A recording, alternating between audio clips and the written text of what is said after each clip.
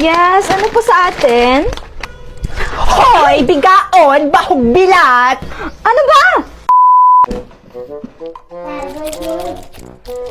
Bilis! Bilis! Recall kayo! Matatalo tayo dito! Ryan? Ryan! Ate, bakit? Ryan! Halika rito! Ano ba yan si ate? Nag-i-email yung tao eh! Ate, ano ba yun? Ibili mo nga ako doon ng napkin, isa lang. Ha? Napkin? Bakit ako? Eh, sino yung uutusan ko? Eh, ikaw lang naman yung kapatid kong nandito. Ate, nakakaya ate! Ah, nakakahiya. Mas nakakahiya kapag binugbog kita tapos nagkabukol-bukol yung ulo mo. Ano, bibili ka doon? O bugbubugin kita? Oo na, bibili na! Arte? Ote, pinapabili mo! Eh, teka, balik ka dito. 100 pesos yung binigay ko sa'yo kanina. Bakit 20 lang to? Eh yan, binigyan ng tindere! Alam ko na. Kulang-kulang yung sinukli sa'yo dahil kulang-kulang ka. Halika, sugurin natin yung sinasabi mong tindera. Bakit ito lang isinukli sa'yo? Grabe siya ha. Alam na yung kulang-kulang ka tapos kulang-kulang din yung isusukli sa'yo. Halika nga dito. Saan ka ba banta bumili? Diyan sa unahan!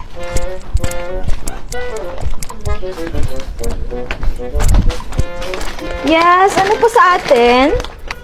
Hoy, bigaon, bahog bilat! Ano ba? Bumili siya dito ng napkin, tapos 20 pesos lang yung isinukli mo dun sa 100. Porket kulang-kulang at may krung-krung tong kapatid ko, gaganyan-ganyan yun na.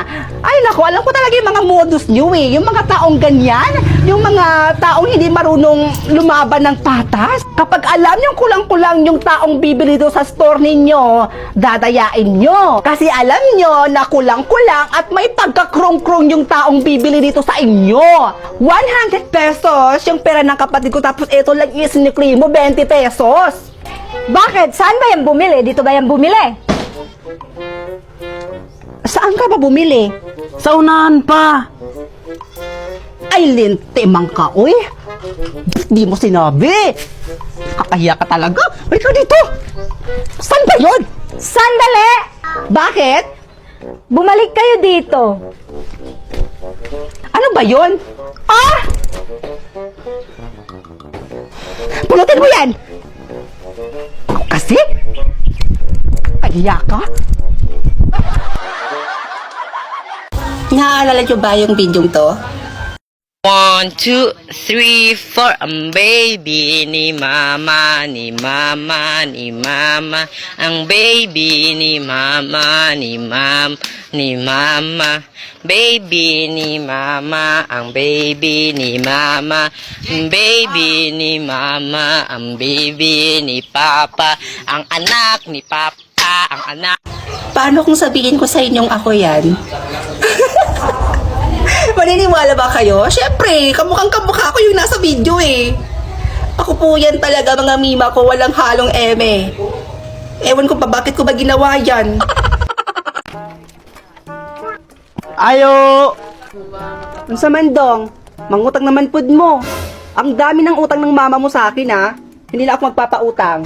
Magbabayad na si mama ng mga inutang niya. Ay, maayo! Buti naman at naisipan ng mama mong magbayad. Ang tagal-tagal ng utang nun ha. Oh, sige na, magbayad ka na. Yung listahan. Ayaw nga pala. Ay, ito.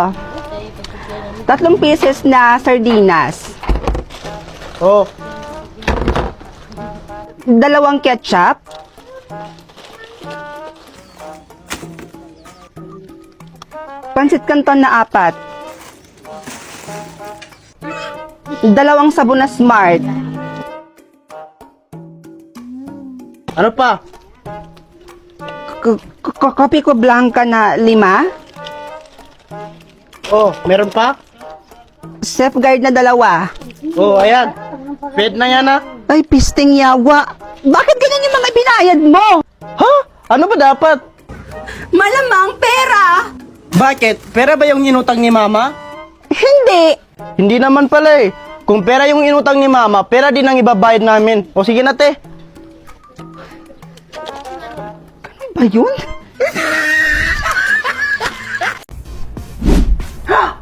Wow! Choose one na naman ulit. Choose one. 1 million? Or plastic? Ano naman tong plastic na to? Siyempre, dito tayo sa 1 million. Ma! Ay, naka ng tipaklong. Nagiging mayaman na tayo! Sigurado na ako dito sa 1 million. Aanin ko naman itong plastic na to. Eh, wala naman yan kapaki-pakinabang.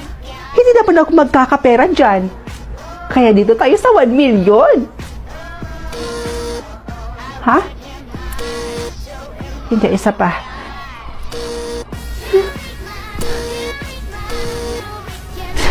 Ano pa naman yan? Bakit pa nilagay sa choices kung hindi rin naman pala mapipindot? Kakainis. Walang kwenta. Ay, nakakainis naman. Bakit pa kasi nilagay sa choices kung hindi naman pala mapipindot at makukuha? Anin ko yung plastic? Ano naman kapaki-pakinabang yung mga yun? Hoy anak! Ano bang nangyayari sa'yo? Bakit bigla-bigla ka na lang sumisigaw? Nagulat ako. Akala ko kung ano na yung nangyari sa'yo, burikat ka.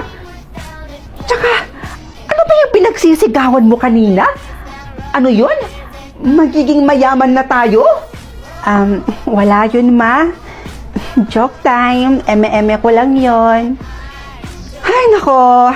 Kaka-cellphone mo yan, nak. Ito kang basura, o itapon mo nga dun sa may labas. At nang may pakinabang ka naman, hindi yung puro cellphone na lang inaatupag mo. Oh.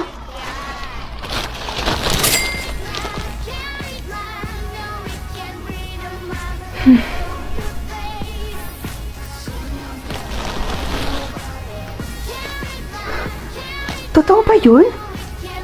Nahawakan ko lang tong plastic na to. Nagka 10,000 pesos na ako. Ang galing ah! Sana makakita pa ako ng mga plastic dito. Gusto ko pa kasi masubukan kung totoo nga ba talaga na kapag kumahawak ako ng plastic, ay nagkakaroon ako ng 10,000. Ayun!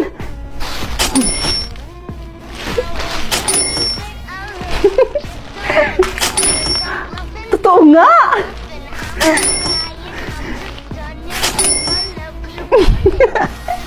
Easy money! Ma! Ma, may good news po ako sa inyo. Ano ba yon? Sa tuwing nakakahawak po ako ng plastic, nagkakaroon po ako ng 10,000 pesos. Ma, ang dami ko na pong ipon ngayon. Wow, ang galing naman yan, nak. Bakit hindi ka na lang kaya maging basurera, nak? Mukha ka naman kasing basura eh. Lo, biro lang, nak. O siya, ma, lalabas po muna ako, ha? Maghahanap po ako ng maraming plastic para mahawakan ko at para magka-pera din ako at para maging 10,000 yung kada plastic na hahawakan ko. Pumunta ka kayo doon sa bahay ng best friend mo. Ay naku, panigurado. Maraming mga basurang nakatambak doon sa may tapat ng bahay nila. Tama po. Doon sa labas ng bahay nila, maraming nakatambak na basura doon. At maraming mga plastic po doon sa labas ng bahay nila. Oh, ano pa hinihintay mo, nak? Pumunta ka na doon para paldong-paldo tayo. O siya, sige po, ma. Alis na po ako, ha? Bye! Bye, te. Hoy, Bes! Nandyan ka lang pala? What are you doing here? Itatanong ko sana, Bes, kung may mga plastic pa ba kayo dyan sa may tapat ng bahay nyo? Meron pa, pero konti na lang yung natira eh. Ay, konti na lang? O siya, sige na, Bes, akin na nga muna yan. Why? Aanihin mo ba? Wala lang naman. Akin na, ako na lang muna magtatapon dun sa labas. Oh, much better. Okay. Wait mo ko dito, ha? Kukunin ko lang. Bes, eto na yung lahat. Sorry ha, konti na lang kasi yung natira eh. Kasi si Dad, alam mo naman yun, ipinatapon na yung mga basura sa may tapat ng bahay namin. Kaya eto na lang yung natira. Kunin mo na, kadiri. Nice! Thank you, Bes. Appear! Isa pa.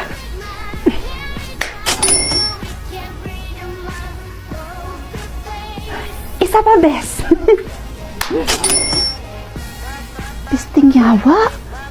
So, pinaplastic lang niya ako? Isa pa, Bes.